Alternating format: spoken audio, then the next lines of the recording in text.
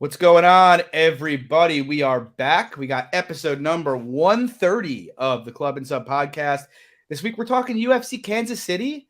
We got Max Holloway taking on Arnold Allen. Really, really good main event. Pretty excited to get into it. Have some thoughts. We're coming off a really, really nice UFC 287. I think that's 3 cards in a row. Lags and myself have both been profitable.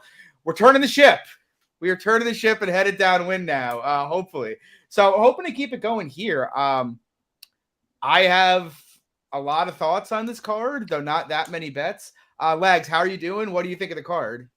Good. Just like you mentioned, great last pay-per-view, great card, and great fights to watch as well. And that's kind of like where I'm feeling with this week too. Like good fights to watch, but like as far as betting, kind of like you touched on, I don't think there's a ton of good betting spots. I think just save your money for next week's card.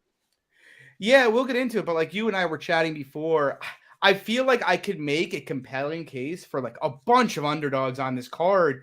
Underdogs who I even think may be the side here, but for various reasons, I'm not really that interested in actually putting my money on most of them.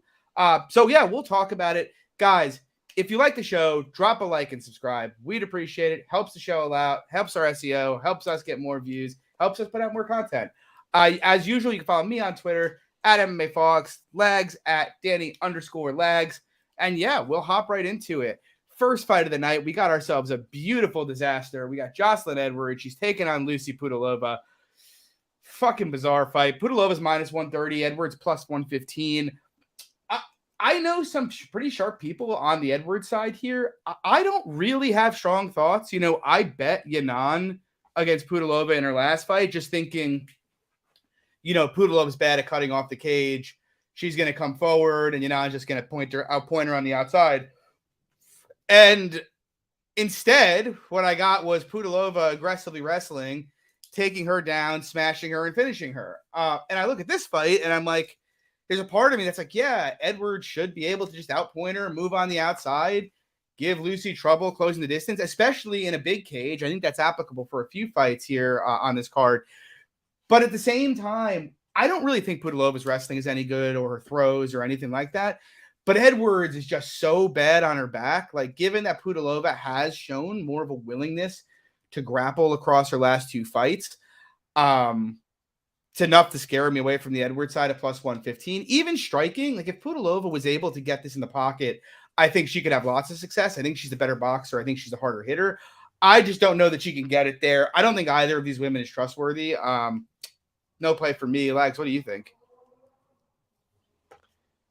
Well, first thing I'll say, just looking at like the first couple fights on the card, it's crazy that like we opened the fight night with this card in terms of like, why not like the Vanada fight, maybe even the Brazil Gomez fight? Like I think it's more exciting. But yeah, I mean, I think Putalova's slight favorite makes sense to me because I do value the wrestling a bit, and on the feet, I think it's more so 50-50. So yeah, I think where the line's at right now, I think it's fine. Sorry about that. Moving on. Second fight of the night, another shit show. We got Gaston Milanos coming off like being 1-2 in his last 3 fights in Bellator. He's 6-3 all time. He's taking on Aaron Phillips, who literally hasn't fought since like the early COVID days. Took a short notice fight against Jack Shore to get back in the UFC, got submitted, and he hasn't fought since. A lot of uncertainty here. Milanos priced up as a decent sized favorite. Well, his line's coming in a bit, minus 181 now. Lags, what do you think? I think just kind of like you said, there's a lot of uncertainties on the Phillips side. Like he hasn't fought in almost 3 years. And to me, at least offensively, like as a striker and as a grappler, I think he's competent. So like it's just where he's at, I should say, because at plus 170 against Milanos, who to me is just kind of like your big puncher. But it's all like they're all shitty guys he's knocking out. They're all like sub 500 guys. Like they're all bums, really, in my opinion. So I think depending on where Phillips is at, it could look like a great bet. And like I talked to you earlier in the week, I think the over 1.5 at minus 135 with that Phillips grappling heavy plan, I think those are both great looks. But just where he's at. Yeah, I mean, I think over is pretty interesting here. I kind of agree. I was tempted by Phillips while the line was going the other way. I was kind of hoping it would hit plus 200 just because I do think Milanos is probably a better striker. But Phillips, he's an underrated striker who's, I think, gets disrespected a bit because of how badly he got grappled, ironically, in his first 3 UFC fights. And so I think he could theoretically hang on the feet here, even if I favor Milanos slightly. He doesn't go to it much, but he's a black belt. I think he could go to the grappling here too. And if he got Milanos down, likely have big success. And he's much more experienced. With that said, though, I don't really rate Phillips' game much at all either. It's not as if he's got, he's lost to a bunch of UFC guys, but it's not like he's beaten anybody who's really UFC caliber. So I'm not like, oh my God, like huge market overcorrection. If the line blew back out the other way, like to like the plus 200 range, I'd take a small poke, but I mean, plus 158. I'm not dying for that. I do like the over side though, Legs. Moving on, Bruno Brazil, Denise Gomez, another low-level shit show here.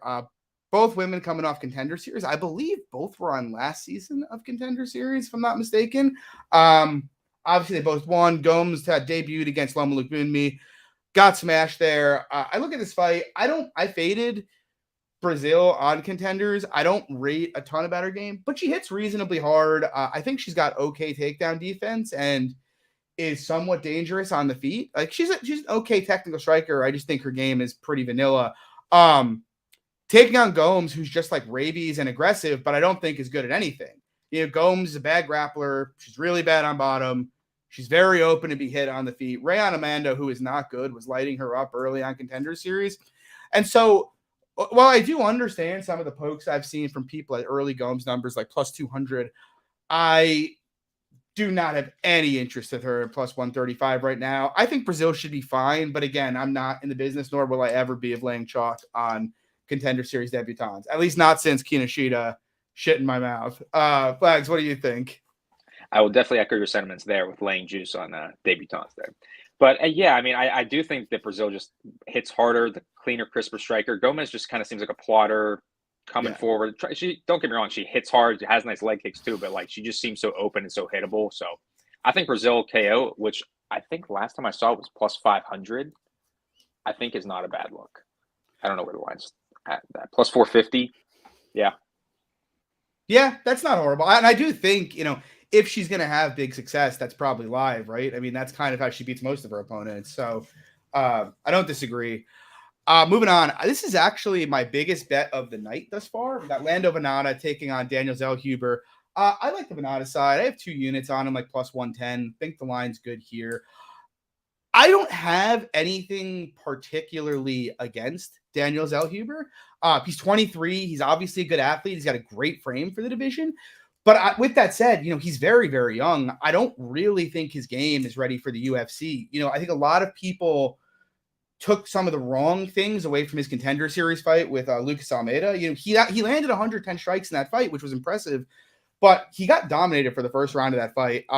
Has basically no defense. Almeida landed clean and then slowed down, basically stood in front of him. His output fell off a cliff and got volumed up.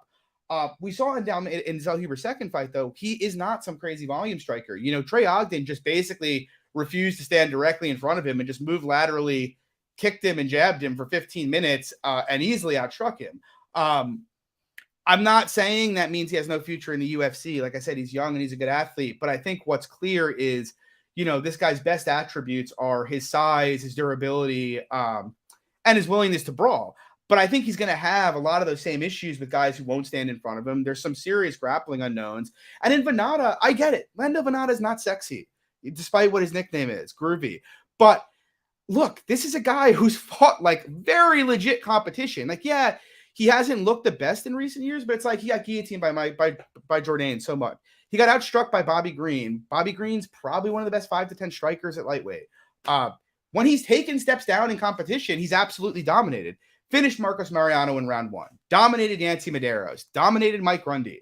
I would argue Medeiros is almost like a more coherent version of what Zellhuber wants to be. Big frame, high output. But again, has similar issues with tracking and defense. And so I look at this and it's like, yeah, Vanada's got a bunch of losses in the UFC. They're all against very good competition. And in 90% of those fights, they were very, very competitive. Whenever this guy's taken a step down, he's blowing away his competition. He's got a wrestling background. He's a decent grappler. He keeps a high output. He's not easy to hit. I just think this is still a pretty big step up for Zell. I think it's a big step up even from where Trey Ogden was last fight. To me, Vanada can win this on the feet. He can win it on the mat. Like, I think he should be in like the minus 150 range personally. Could be a close fight. His margins are thin, but I do think, Vanada's got to be a clear fave for me. What do you think, Lags? Yeah, I think more of it is a close fight. I think the 6-inch reach advantage for Zell, I think it all comes down to whether or not Vanada can mix in the wrestling or not. I'm not super confident. Not that he can't win it on the feet, but I just don't, like you said at the end there, the margins aren't that high. I just think it's a close fight. And what's actually interesting, I was surprised that they were like hanging an over 2.5 at like minus 195. I was surprised it's just so juiced for an over, just because I expect kind of like a war-ish type of fight. So I just think that's interesting to add at the end there. Yeah, fair enough. We'll see what happens. I'm on Lando. Moving on, though, start with you here, Lags. Got Pura Rodriguez. She's taking on Jillian Robertson. Jillian coming down from 125 to 115. She's now a minus 130 favorite here. What are your thoughts? Not to sound like a broken record, but like I think it has to be talked about like pretty much every time she fights. It's whether or not the physicality is on her side or not. Yeah. Can she land the takedowns? Can she get in top position or not? I think she probably can here. And a big thing I would add to that, I just don't think Pura's fast at all. Like, she's very slow. She seems like she's very wooden on the feet. So I think Jillian probably can land those takedowns, but it's just like it's a big guessing game in my opinion, especially with the weight drop down as well. Yeah, I bet Jillian like a week ago, like plus 130. And like I think that was fine, but where the line is now, I'm kind of with you. Like it's like I think this could look like Jillian huge favorite, but kind of to your point, if it just turns out she could look like big dog. Right. Yeah. If she gets stonewalled by strength and physicality, she could just look helpless here. So it's like I took a very small amount of her. I think you're kind of playing with fire. But with that said, my breakdown basically is I think it could be a struggle early, similar to how the Agapova fight and the Botelho fights were both struggles early in that fight. And as they went on, Jillian's cardio and tenacity kind of took over and she started getting takedowns in round 2. I think we could see that here because I think her gas tank is quite poor, if I'm being honest. I think keeping in mind that Robertson's coming down from 125, she is a decent bit bigger, and I think there maybe is some scope for her to bully. But early on, I think the early portion of this fight is going to be a lot of trouble for her. I think Pierre could potentially keep it standing early and land some really hard shots early in the fight. But ultimately, I just kind of think if Robertson gets past that, like once she gets her down, she's going to dominate there. Pierre is not very good on bottom, and Jillian is elite on top. So I do think if she gets on top of Pierre, she's going to fuck her up. I just don't think it's going to be that easy. And like to Lags' point, if it turns out Pierre is just able to stuff these takedowns easy in the way that, like, say, a JJ Aldrich did, she's just going to lose a convincing one-sided fight here. So, I mean, I think the current line's right. Like, wouldn't be advocating a play at it. Yeah. I think that's with Jillian fights, kind of what I was getting at in the beginning. It just really just comes down to the line because, like we were getting on, she could look like a minus 200, minus 300, but if she doesn't get the takedowns, then it's plus 200, plus 300. And you're like, well, why did I bet her? Yeah, I mean, it's like, the Cachoeira fight, I laid minus 250 on Jillian, and, like, I had my butthole puckered for the first 3 minutes of that fight. Like, she was struggling to get Catch down, who is not very difficult to take down, Yeah, so it's always going to be a bit sweaty with her. Moving on. I don't want to even say interesting fight here. Why the fuck did they make this fight? We got Ed Herman. He's taking on Zach Cummings. Lags and I were joking about this before we got on, and it is one of those fights where it's like, I can tell you almost unequivocally, Ed Herman at plus 185 is the side if you're betting this fight. Like, if you're laying minus 220 on Zach Cummings in 2023, slap yourself and never bet MMA again. Like that's really like where I'm at with it. I mean, Cummings looked old and looked bad in like his last 4 fights, prior. And now he hasn't fought in 2.5 years?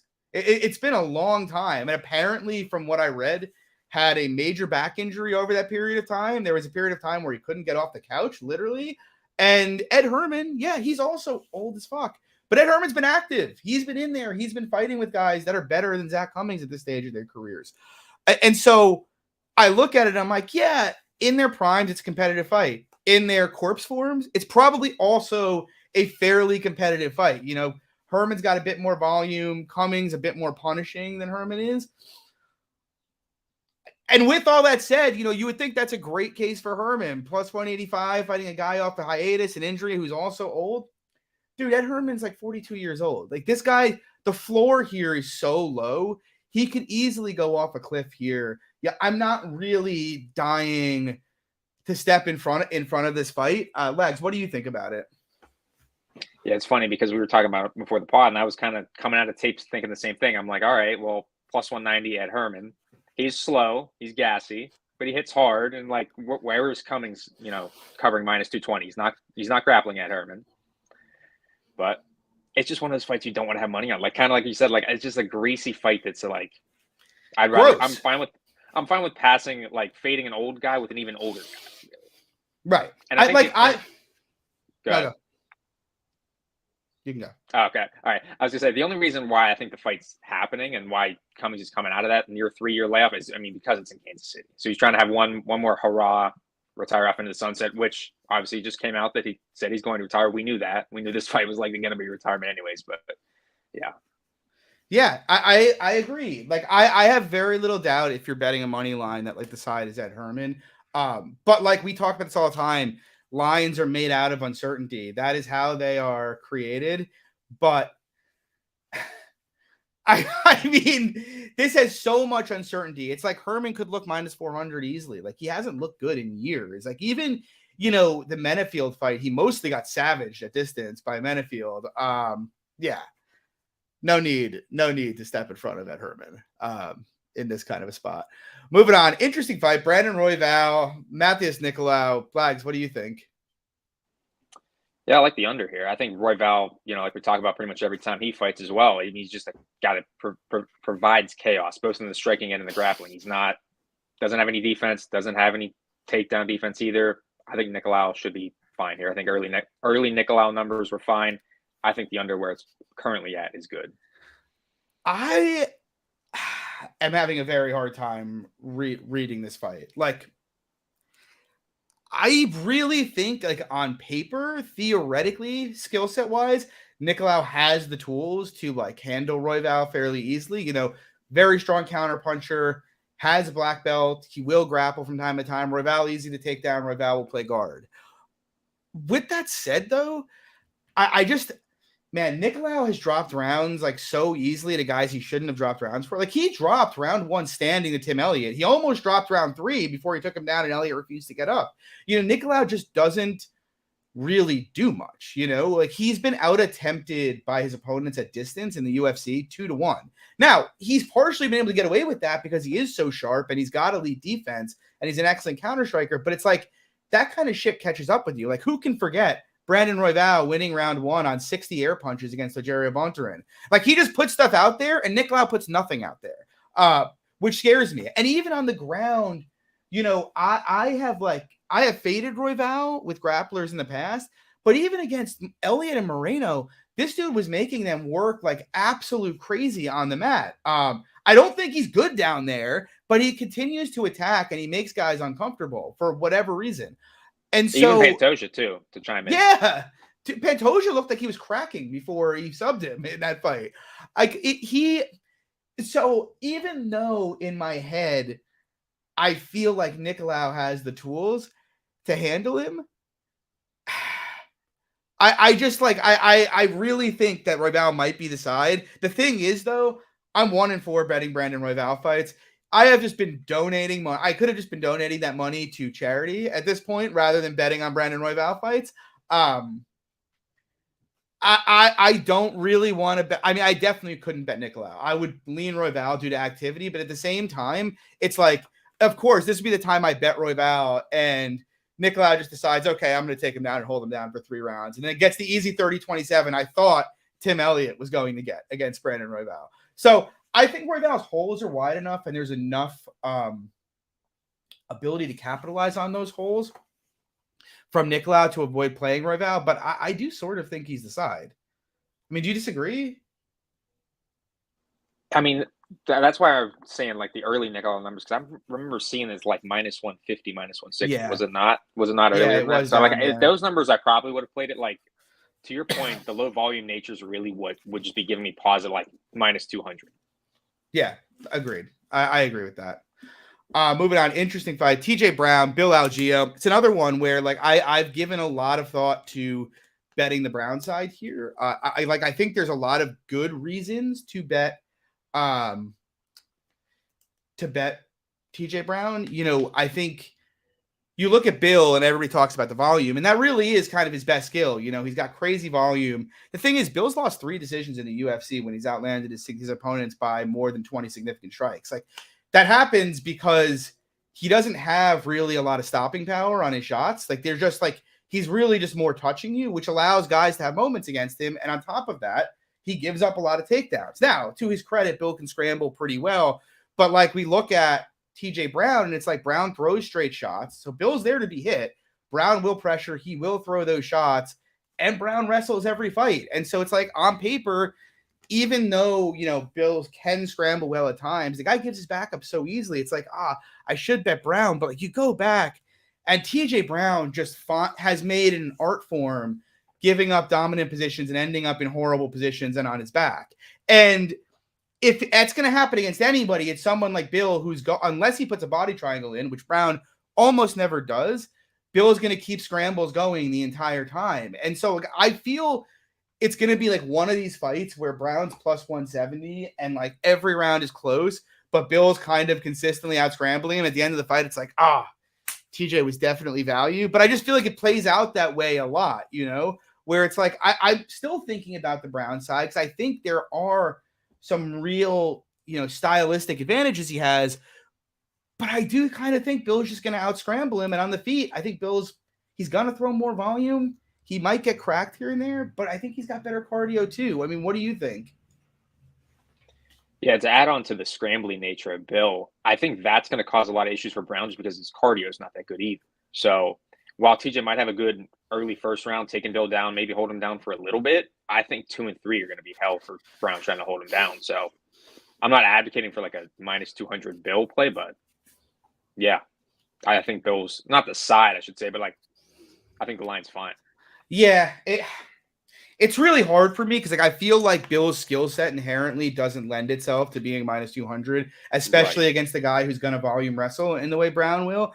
But I also get where you're coming from, where I feel like it could easily be a fight where Brown lands 6 takedowns and then loses 30-27, so just a stupid fight. I don't know if it keeps widening. Like if it touches plus 200, I'll probably take a shot at Brown. Cause like, I do think, even striking, Bill's there to be hit and Brown will throw hard down the pipe. So yeah, I don't know. I don't really want to bet TJ Brown, but if it keeps going, maybe I'll do it.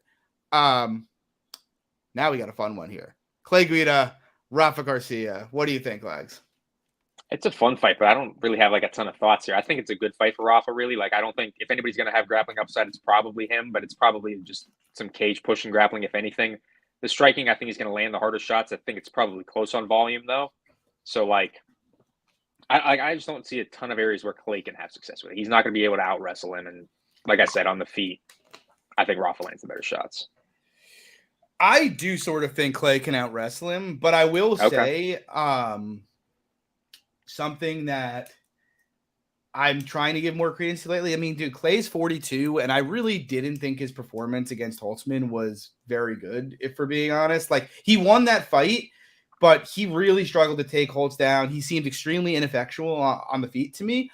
And so, like, historically, I'd have loved to bet Clay in a spot like this against Rafa Garcia. Plus 200 against a low-volume guy with bad striking metrics, poor defense, and not the best control game, who's also shown a tendency to be gassy.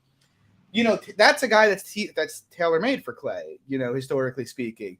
But the truth is we are seeing a clear decline from Clay, and we are seeing clear improvements from Garcia. Garcia is still very young. Clay, obviously, very old. Garcia is a lot closer to his physical prime than Clay is. And so, like, I don't want to just dismiss Clay's chances on age and just be like, he has no chance. Like, clearly he has a chance. I think Clay could theoretically out-wrestle him and potentially – I don't think either guy is likely to get a lot of top time, honestly. No. I think potentially Clay could maybe just outpoint him here because Rafa isn't very high volume, on the feet. It's not like he throws a ton, and he does get hit a ton. So – I think there are paths for Clay to win this fight. The thing is, Rafa's bigger. He's stronger at this point. He's younger. He definitely hits harder. Clay's durability is clearly declining. His performance is declining fight to fight. Again, it's one of those things where I feel like Clay's absolute ceiling in this kind of fight is maybe like even money. but his floor could be like plus 500. You know, if he comes in completely deteriorated at 42 and just gets mollywopped by this 28-year-old Mexican beast, like I'm not very surprised, you know? Yeah, I think Garcia's hardware is like much Insanely better. better. It's insane. Well, that's I the mean, dude thing, probably has right? some good juice too. So, But like I feel like you can't give Clay more than like a 10% chance at most to finish this fight. Whereas you could give Garcia, you could justify saying he's like a 35% chance. And at that point, it's like he doesn't really need to win a decision even at that high a clip for the line to be right. Yeah. So or throw a ton of strikes. Right, exactly. So I mean, I'm with you. I would love to bet Clay here. I think his time is come and gone, if we're being honest. We're voting him off the dog island. Voting off the island. Next up, we got the main card, second fight of the main card, I guess. We got the young Punisher, Pedro Munoz, taking on Chris Gutierrez. Seen a lot of strong opinions here this week. I don't want to say my opinion's strong. I'm not betting the fight. And I actually went into taping this thinking I'd almost definitely be playing Munoz. It's just the kind of spot I like to target. Gutierrez is on a big winning streak. He's been fighting mostly subpar competition, taking now on paper, huge step up in class against the guy in Munoz who's been fighting top 10 guys in the division, the bantamweight division, one of the best divisions in the world.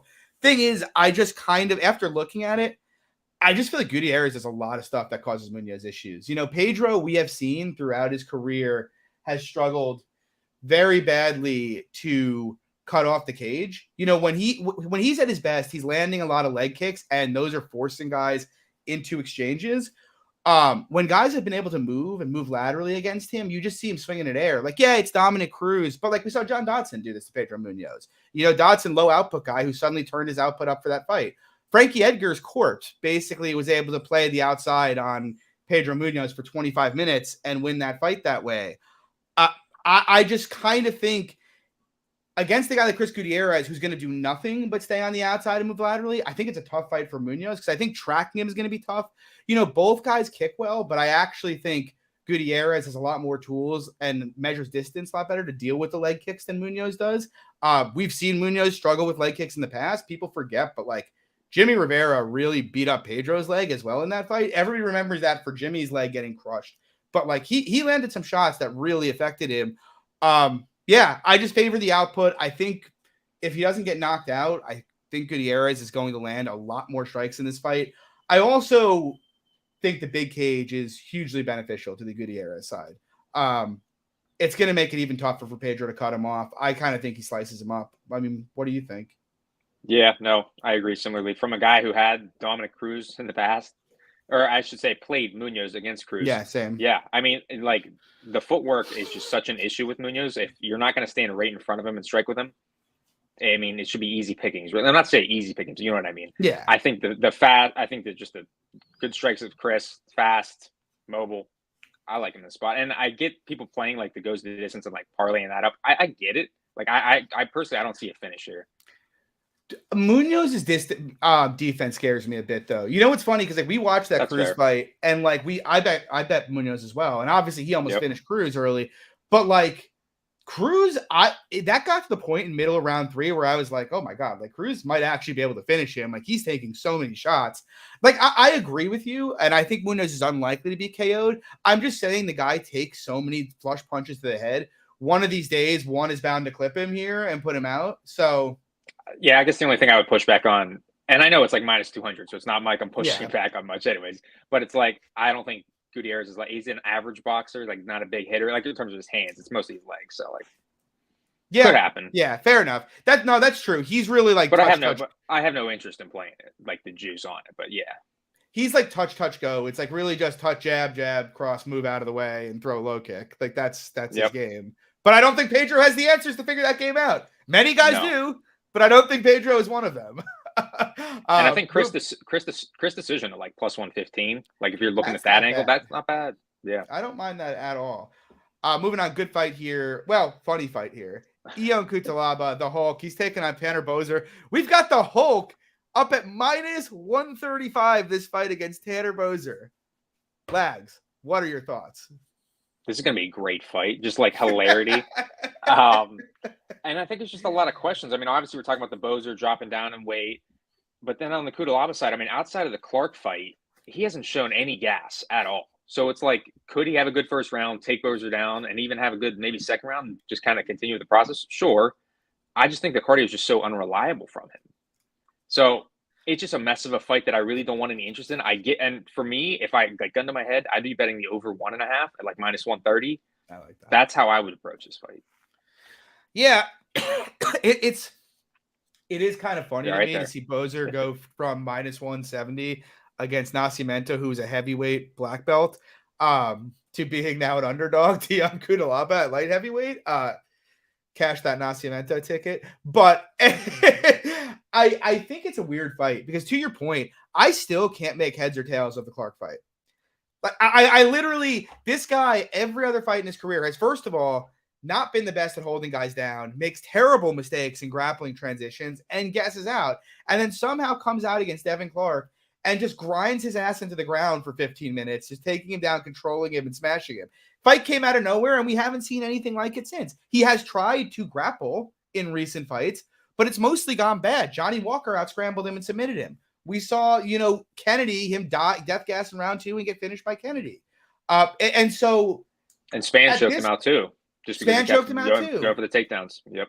Right. And so it's like at this point in his career, I feel like I'm with you. I don't think you can enter pre on Bozer just because I do think there's a good chance Bozer gets put on his ass in 30 seconds. I made my thoughts about Bozer's defensive grappling quite clear when he fought Nascimento.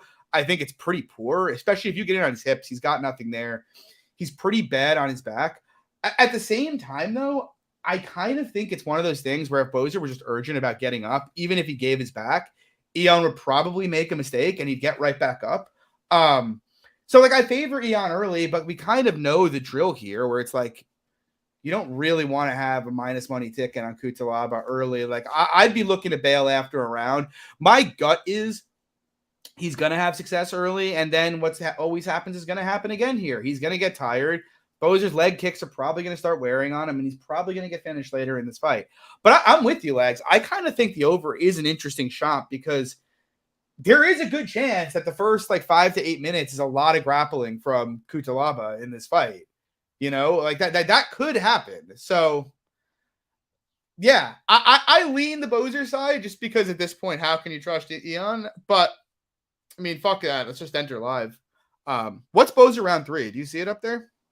Yeah, I'm pulling up the props and stuff now. So Bozer round 3.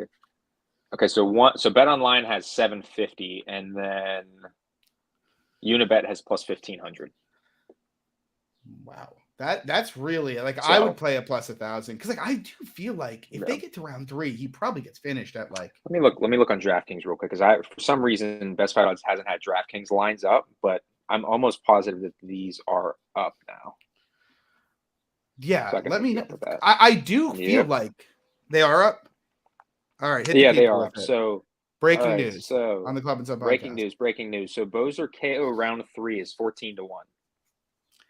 What about just round? Oh yeah, he's not going to sub him. Yeah, I mean that's up to you. I mean the round 3 is 12-1. That's fucking good, man. What's round 2? 750. Shout out John Martian who mentioned that in the Discord. So that's like saying he's 20% to finish in round 2 or 3.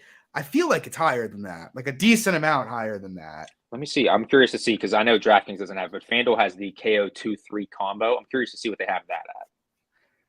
Yeah, they do. Yeah, check that out before we move on. Yep. Last thing, real quick here. Yep, that is. Oh, they do not have it. FanDuel does not have the props up yet. But. Okay. Yeah, I mean, because Bozer inside the distance. I'm seeing plus 190. That's plus 190. Most of that equity's got to be round 2, 3. I don't know how you could say it's round 1 at all. I'll be honest with you. I don't think Bozer round. Yeah. But I agree. I do agree. But I feel like if you're thinking about it, I feel like if this fight goes past the first, it is. But if this fight goes past the first round, though, and I can bet round 2, 750, round 3, 1200. I feel like Bozer is probably finishing that fight at a decent clip. I don't know. I don't think that's not crazy. that it's a crazy strap, but you could do those two and then just play a small Eon money line. And Yeah. you could just kind of like stake it that way. And then we could just get fucked when Bozer wins a decision. Good. That seems to be the way with those kind of things. But I do like it. Anyway, moving on. I'll keep it here with you. I know you have a bet here. We got Dustin Jacoby. He's taking on Azamat Murzakanov. Last I looked, Jacoby was about minus 152 here. That is still the case. What are your thoughts, lads? Yeah, I mean, what you were saying there, I'm kind of shocked the line's still coming in. Like, Murzakanov to me just seems like a bum. Not to, play it is what it is, but like his striking, the low volume, it's not there. He's got big power. The grappling can't really do it for 15, in my opinion, nor do I think his wrestling's that great to begin with. So, like, I think Jacoby lights him up on the feet. I think he can work up from the takedowns if he is taken down. I think it's a great spot for Jacoby, minus 165. Yeah, so I haven't bet this fight yet, but I am 100% going to bet Dustin Jacoby. It just seems like everybody is kind of betting the other side so far. And I think something that's interesting that's not really, I've said on this pod, I bet Khalil in that fight for two reasons. One, because I said it, I felt as if Jacoby, the way he plays defense is measuring space, and someone who's going to go forward and throw volume could put him out, or Khalil could just land the harder shots because Khalil does throw volume, even if not as good as Jacoby. That was a bad bet. Jacoby should have won that fight. He looked about minus 250 in that fight. And all of those things I felt like Khalil could do, I just kind of don't think Murzakanov can do. So not to say he can't knock him out. He obviously can. But I think people kind of underestimate the fact that Murzakanov is 5 inches shorter and giving up 7 inches in reach here. Like, I have issues with how Jacoby plays defense because he does tend to just control distance forward instead of, using head movement or keeping his hands high. Like, he can be there to get hit. But you have to get inside on him. And Murzakanov, he's much shorter. He's much slower. And he doesn't really set up combinations. Like, I knew if you would watch Roundtree's recent fights, that Roundtree was going to throw volume to get inside and spaces in that fight. Murzakanov never throws volume. It's just like a single shot spam overhand right. And I just can't see that getting home all that many times against Jacoby. And even if it does, it's certainly not a lock to KO him. He could KO him, but like, we've seen Jacoby's chin hold up just fine. I think Jacoby more than likely here paces the shit out of him. In particular, if it gets past, round one, I think Jacoby probably starts to put it on him. One of the things I think I would not be eager to play Jacoby live personally. Obviously, if he loses round one, sure. But I kind of think he's going to win round one at a very high clip too. And then it just snowballs from there. Like, the volume difference is huge here. To me, the best argument for Murzakanov is making a maybe he could grapple argument here. Because I guess in theory he could. But like, we saw Grishin take Jacoby down a handful of times. Kutilaba took him down 8 times early in that fight. I don't think Murzakonov's a good grappler. I think potentially he could land a couple takedowns. I think if he does that, he's very unlikely to hold Jacoby down and much more likely to exhaust himself. We've seen this guy gas off medium tempo kickboxing matches with Tafon and Chukwi. I just think Jacoby has him covered pretty much everywhere here. He's the more experienced guy. He's even got more kickboxing experience. He's got better gas. I even think people are sleeping on Jacoby KO, which is like plus 270. Jacoby has KO'd a ton of dudes, man. Even if some of it's attritional. But yeah, I mean, and this guy doesn't like leg kicks. We saw Tafon kick him in the leg basically for free, and Jacoby throws those hard. I think it's a great fight for Dustin Jacoby here. I'm going to be betting him. I'm just waiting to see where this line settles. But yeah, I mean, I like Dustin. Moving on, we got Edson Barboza taking out Billy Quarantillo. I'm really fucking torn here. I've been thinking about an Edson play all week, and I just like, I get the narrative here, which is like, oh, Edson will start well early, Billy will come on late, yada, yada, yada. That's what happens. Edson will melt. I do think some of the gas tank narratives about Barboza are being like dramatically overblown though. Because, I had remembered those in my head being like, Barboza's got bad gas. But then you go back and you watch his fights and it's like, when he's had 3-round striking fights, his gas has looked fine. Like, he looked fine in round 3 against Ige. He looked fine in round 2 and 3 against Burgos, who also brings a pace. He finished both Burgos and Hooker in round 3. When he's slowed down is when guys have just, grappled him hard here. And so I don't really think Billy just melting him with standing pace is that live. I do question about maybe Billy could just wear on him and grapple him and eventually start getting takedowns.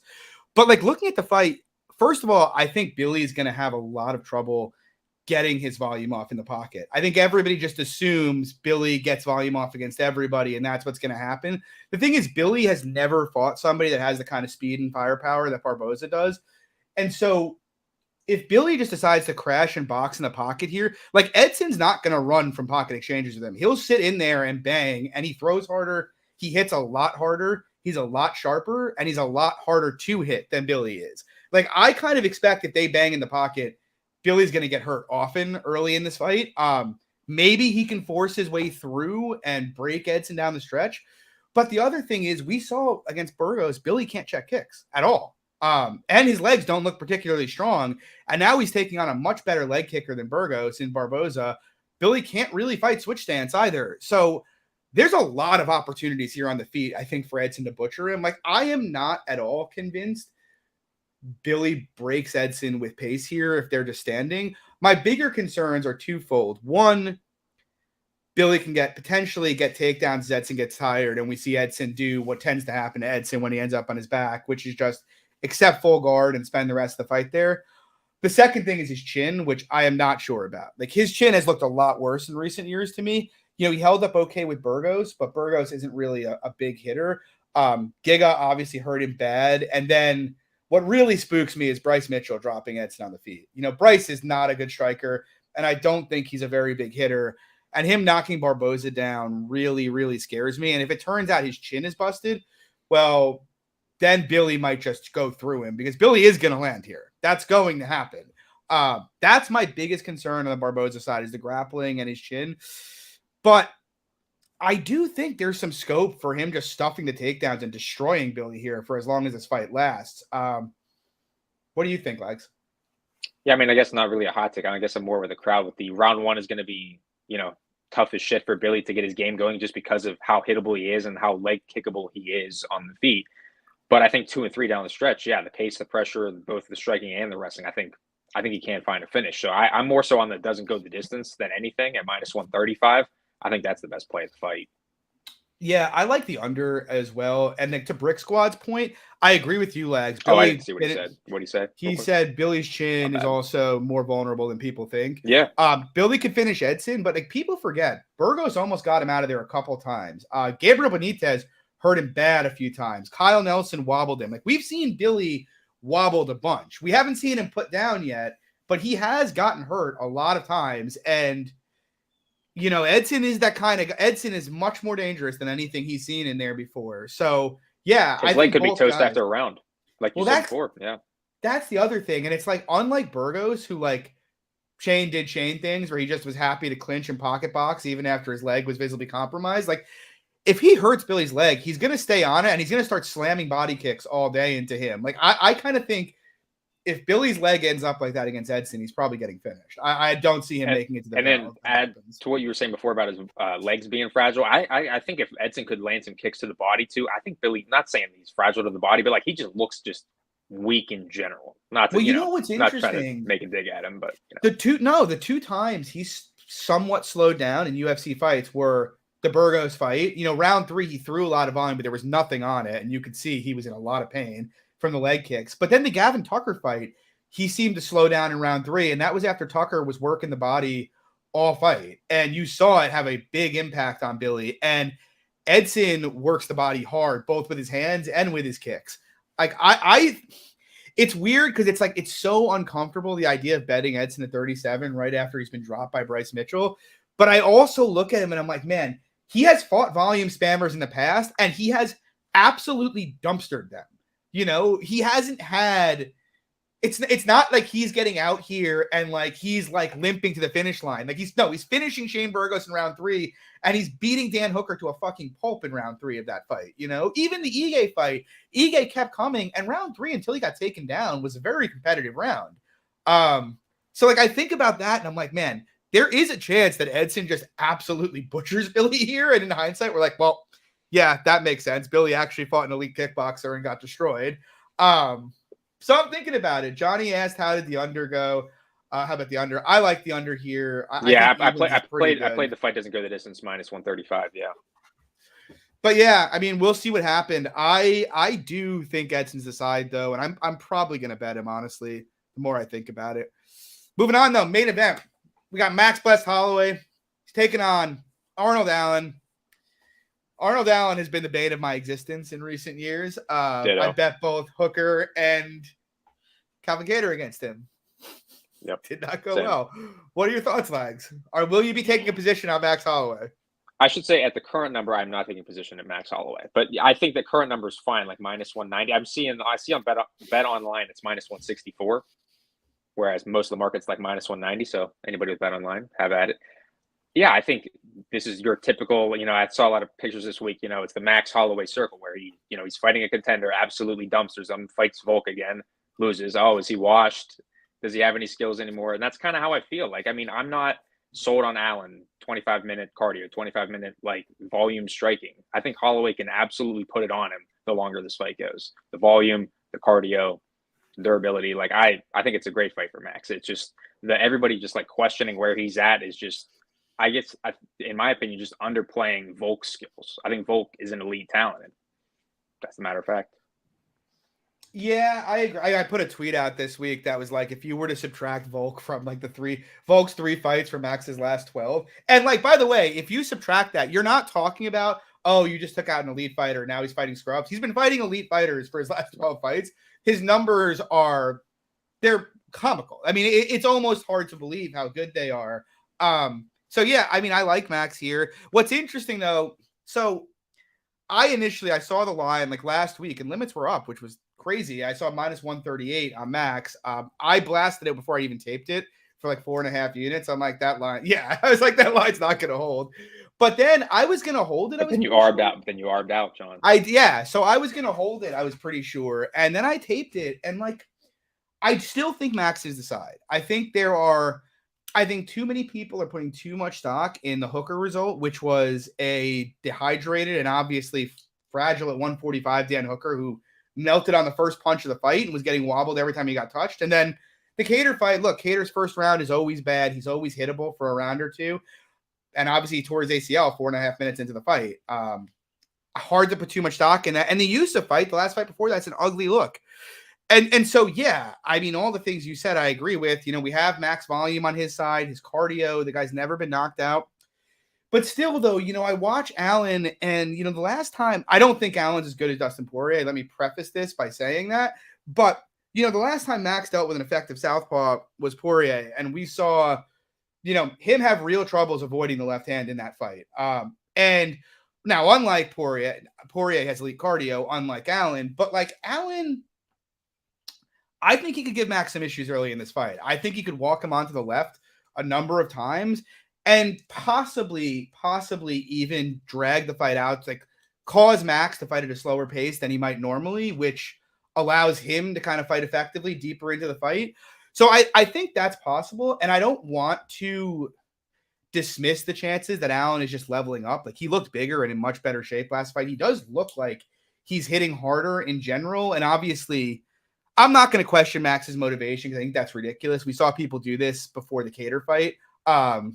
And everybody was like, does Max really care anymore? And then everybody was betting Calvin Kattar at even money. Yeah. And we were betting Max Holloway at even money. Yeah. So. Yeah. Yeah. And then he absolutely destroyed him. But with that said, I mean, my thought process, so like what I ended up doing, I arbed 2 units off of that this morning. So basically I have like 1.45 units to win like 1.2 or something. But I do think Max is the side even at this line. Like, my gut feeling is Max is probably minus 200-ish here. The thing is, he does have way better cardio. We did see Yusuf volume up Arnold Allen. We know as this fight gets extended, unless Max is really well and truly shot, he should take over this fight down the stretch. Like, he really should. There's no reason to think he won't. But with that said, I kind of think there might be an opportunity to get a decent live number here, especially, Max presents opportunities to get hit early, and I could see Allen having success. I wouldn't be shocked to see Max like even money or even small plus, after a round here. And I'm kind of happy to just have like basically a unit and a half of exposure before and look to get on another unit or two after. I'm also a bit scarred from all the big L's I've taken in main events this year, the Usman and Yan fight. So yeah. So I thought you were about to say the L's from Allen with the Cater fight in the that fight. too. But I've Yeah. also laid juice on 2 main events this year for big bets that have both gone horribly. And the truth is, if we're being honest from a market perspective, these markets are much more efficient than most of the other markets, main event markets. So I do think there's something to be said for that. But yeah, I mean, look, Max has fought everybody. He's got better stats. He's got better cardio. He's got 5-round experience. Allen's 29 and getting better, though. I think it's going to be a very competitive fight early. And I think we've seen Allen lately keep up with volume a bit more. I think early in this fight, Allen's going to have some success. I like Max here. I like him at the current line. But I think only maybe getting on for a unit or so and then looking to just add live if Allen has a good first round is really the way. And I also think you probably drop a large port of Allen's win equity here. If he comes out and KOs Max, well, then you don't lose that much. If you go big, don't go big pre. Whereas we know when it gets into round 3 and later, Max probably isn't getting KO'd. At that point, the KO equity is really on one side. What are late round Max props looking like? I'm kind of interested in that. So KO 3, 4, 5. I'll just go in a row: 16-1, 20-1, and 25-1, all on DraftKings. Yeah, I like all. I'm probably going to have a little bit of all of those. So on top of, I know they haven't released them yet, which I'm not sure that they're even going to have good lines for it, but the max most significant strikes for the same game parlay, obviously, great angle. But even right now, before those come out, they have right now in the same game parlay, you can do max and the over 1.5 rounds is -110. Maybe even Max most significant strikes, most takedowns, because he did attempt a couple takedowns he got 3 takedowns against Yair, and I do think. Yusuf took Allen down. I think he can get taken down here. Especially late in the fight, yeah. Yeah. But to be clear, I'm not trying, I think Max is the clear side. I think you do too, right? Yeah. I just think, why we don't need to be pushing Max bets into the fold pre-fight here when there might be a decent opportunity to add big live to him here. But yeah, I love Max. If he beats Max down the stretch, down 25 minutes, I'll eat my hat. Tip your hat. It is. Yeah, that's it. That's all you got. Yeah, because I don't see how. I get it. It's this and that. We say it every week. He can only win by KO. This and that. I don't see a world where if Arnold isn't hurting Max and finishing him in the first round or two, I don't see him winning. He probably. Honestly, I think the best argument for that happening is Max did not engage offensively as much against Volk, but it's in the third fight, it's also just Volk is so hard to engage with offensively at this point. Yeah. His counterpunching is so good. That is an argument for Allen is maybe Max just kind of fucks off here, isn't motivated, just collecting a check and just kind of sits at range. But even in that fight, I'm with you, Lags. It's I feel like if this fight picks any pace up throughout it, Allen's going to slow down and Max is very likely going to come on. But yeah, we can just avoid the danger altogether. So yeah, right. I'm on him small early, gonna add live. I like those 3, 4, 5s. I don't know what you think about it, but I'm gonna probably add on those. Yeah, I don't mind it. Yeah. So yeah, guys, that's gonna do it. We got Max Holloway fight week this week, Dustin Jacoby fight week. Those are our consensus plays here on the Club It's Up podcast this week. Coming off a couple good cards in a row. We're hoping to roll it into 3. Next week's a decent, not really that great a card. A couple weeks we got a decent card, but anyway, guys, UFC 288 coming up soon. 288's coming up soon. Lags and I will be both going to that. It'll be fun. Yes, we will. It's going to be exciting. But yeah, guys, Pepe says Ed Herman fight week. Maybe we will. Maybe we'll roll with Ed Herman.